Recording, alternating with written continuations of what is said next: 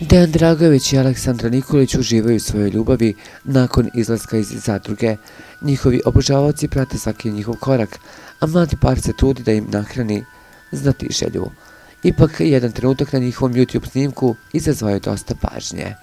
Naime, na videoklipu vidimo Dejana koji se priprema kako bi zajedno sa Aleksandrom doputovao u Beograd, gdje je trebalo da gostuje u emisiji Narod pita.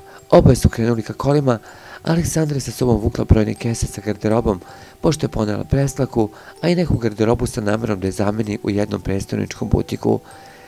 Dejanu je bilo veoma smešno kako se njegova devojka muči sa kesama, te se glasno nasmejao, što je naljutilo Aleksandru. Baš smešno, pomozi malo, rekla je ljutito Aleksandra. Dejan je odbio da je pomogne, a gledaocima direktno u kameru objasnio zašto to ne želi da uradi. Neću da joj pomognem, jer ona voli da glumi i da izigrava da je fancy, kao žene sa interneta sa puno kesa, da bih ja mogao da je snimam, otkrio je Dejan, koji poput brojnih muškaraca očigledno ne podržava ponašanje devojaka na društvenim mrežama koje žude da se predstave drugačijim nego što jesu u prirodi.